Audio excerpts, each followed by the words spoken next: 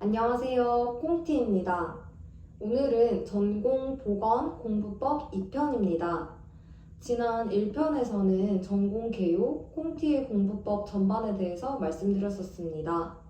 2편에서는 과목별로 공부 팁을 알려드릴게요. 임용시험 출제 범위에 해당하는 강로는 크게 7가지입니다. 학교보건, 지역사회간호학, 아동간호학, 응급간호학, 성인간호학, 여성간호학, 정신간호학이 있습니다.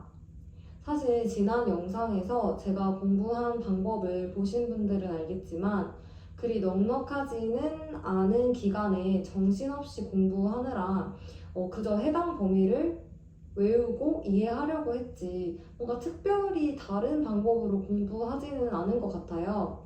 그렇지만 임용시험이 끝나고 되돌아봤을 때 이 과목은 이렇게 공부하는 게 도움이 되겠구나.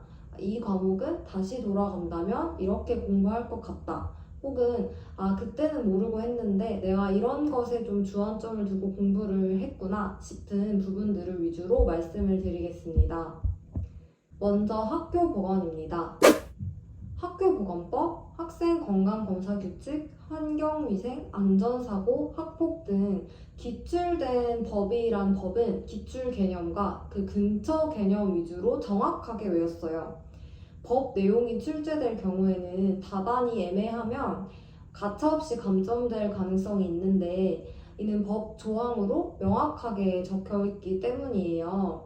그래서 환경위생 같은 부분도 외우기는 싫었지만 법으로 나와 있고 또 아주 옛날이긴 해도 기출도 되어 있기 때문에 꾸역꾸역 외웠습니다. 안전사고 관련 법률도 있어서 학교 안전교육 칠 때 하는 토시 하나 틀리지 않고 외웠었는데 다행히 기출이 돼서 득점했었어요.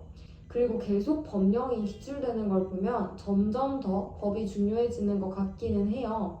그렇지만 학교 보건과 관련된 모든 법을 다 외우는 것은 비효율적인 것 같고 최소한 기출된 법령이나 아니면 각자 들으시는 그 강사님이 강조하는 법령은 꼭 그 문장 그대로 가능한 토시 하나 안 틀리고 외운다는 마음가짐으로 외우시는 것이 좋을 것 같아요. 아주 옛날 기출이긴 하지만 학부 때도 중요하게 배웠던 것 같아서 개념이나 포에이 등 해당되는 그 내용은 반사적으로 대답할 수 있을 만큼 외운 것 같아요. 틀을 정확하게 이해하고 각 단계별로 명칭과 정의 한 줄 정도는 꼭 외웠습니다. 특히 영역별 문제, 그리고 증상과 징후는 너무 많아서 다 외우지는 못했고 11학년도 임용에 기출된 증상과 징후, 그리고 그 증상과 징후가 포함되는 문제는 개념이라도 외웠던 것 같아요. 먼저 우선순위 선정 기준이 BPRS, 패치, 펄 등 너무 헷갈리고 그 공식도 헷갈려서 저는 집안에 곳곳에 포스트잇으로 공식을 다 붙여놨었어요. 학부 때도 많이 헷갈리던 파트였는데 임용을 정말 얼마 두지 않은 10월 말까지도 계속 헷갈렸어요. 그리고 각각 하위 중요 개념 명칭과 정의 한 줄은 끝까지 헷갈리더라도 계속 봐주고 했습니다. 체계 모형, 투입 산출 모형 등 각 개념이 서로 너무 헷갈려서 마찬가지로 명칭과 정의를 정확하게 외우려고 했고 기출 문제에 나왔던 예시들이 각각 어디에 해당하는지 매칭하면서 적용해 봤습니다. 19학년도, 20학년도 임용에 연달아 기출돼서 굉장히 중요하게 여겼던 부분인데요. 이것도 법과 마찬가지로 명확하게 나와 있는 부분이라 애매하게 답안을 쓰면 가차없이 틀릴 것 같아서 아주 많이 반복했어요.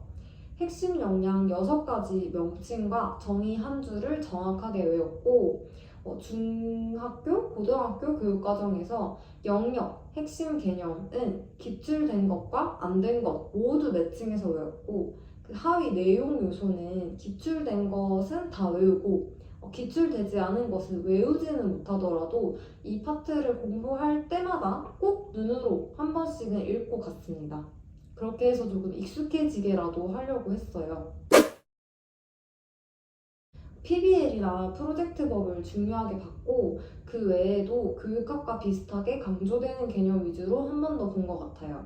교육평가 파트에서는 평가 방법 종류를 열심히 보기는 봤었는데 약간 옛날 기출이라고 막판에 좀 대충 봤더니 결국 긴가민가 하다가 틀렸습니다.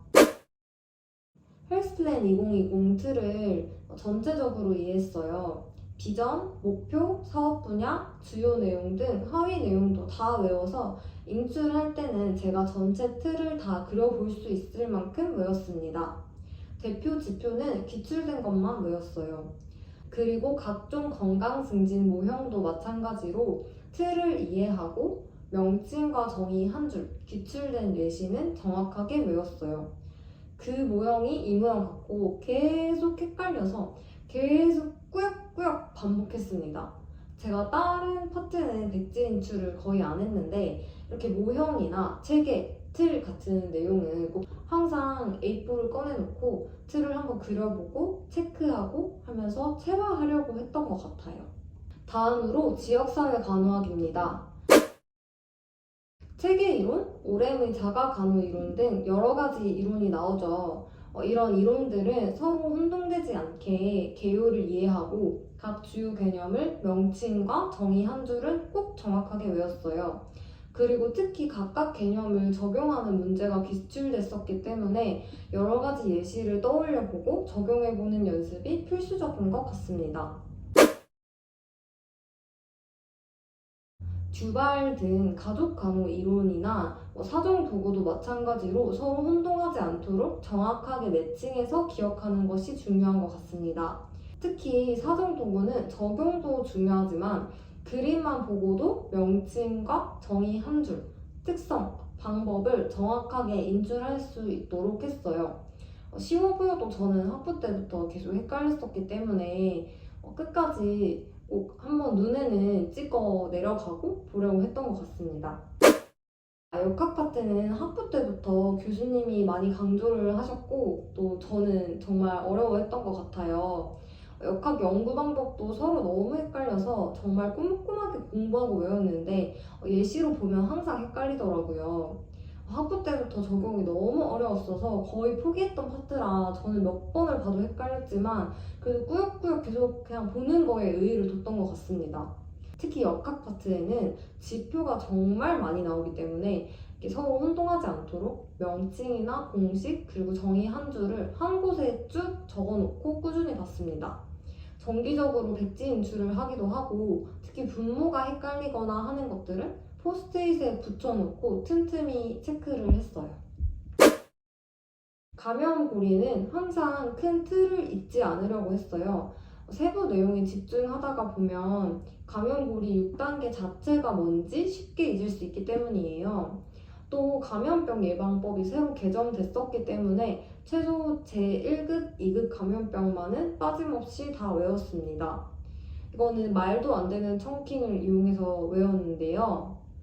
예를 들어서 그 밖의 신고 대상 감염병은 say A, 푸스푸스 홍콜 결장 이런 식으로 리듬을 붙여서 외웠는데 어떤 방식으로든 자기가 가장 잘 기억나는 방식으로 꼭 외우는 것이 필요한 것 같습니다. 빈줄 감염병들은 정말 어떤 부분이 나와도 이상하지 않기 때문에 최대한 다 꼼꼼하게 외웠는데 특징적인 증상이나 진행 단계를 기억해서 어떤 감염병인지 구분할 수 있도록 했습니다.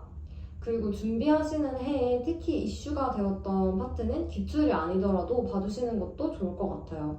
저는 작년에 5157이 한번 이렇게 크게 뉴스로 난 적이 있어서 그것도 공부를 했었던 것 같습니다. 산업보건 파트도 근로자 건강진단을 서로 혼동하지 않도록 정의, 대상, 목적 등 한 줄 정도로 설명할 수 있을 정도로 꼼꼼하게 외웠습니다. 환경보건 파트도 공기나 수질 기준이 아무튼 기출은 됐기 때문에 꾸역꾸역 정확한 숫자를 외웠고 기온 역전이나 열섬 효과 같은 대기오염 영향 부분도 기출이기도 하면서 또 학부 때 교수님이 강조하신 기억이 있어서 서로 안 헷갈리게 정확한 명칭, 정의 한 줄 정도는 꼭 인출했어요.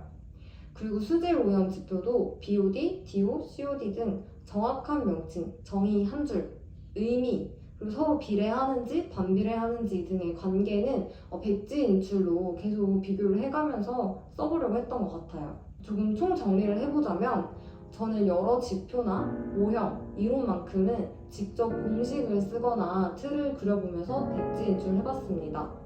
아무리 여러 번 봐도 헷갈리지만 그래도 계속 써보면서 떠올려 보는 게 중요한 것 같아요.